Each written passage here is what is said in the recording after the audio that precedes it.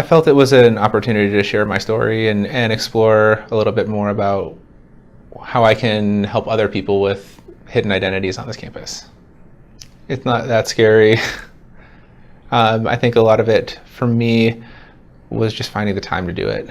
I was out of the state for most of the summer, so trying to find a time that would work for me was the difficult part. I think it's a space to share your story with the campus, and you're free to share or as much or as little as you want.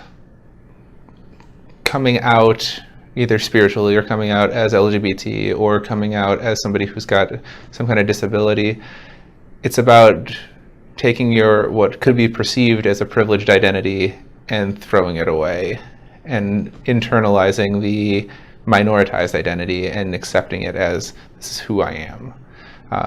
So it can be very scary because it's oftentimes giving up some kind of assumed privilege.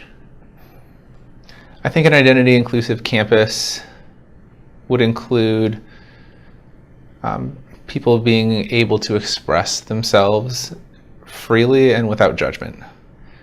So I know that's very broad, but I think a lot of it has to do with everything on an individual basis.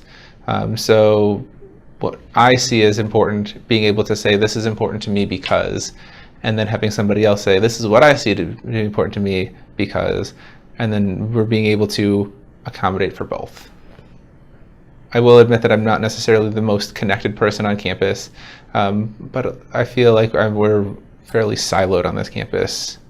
So I don't know if everybody is taking into account everybody else's identities and whatnot when they're planning things.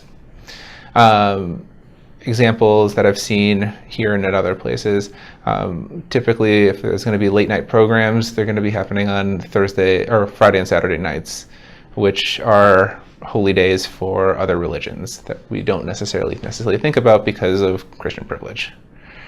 So making sure that we're making opportunities for involvement open to all students.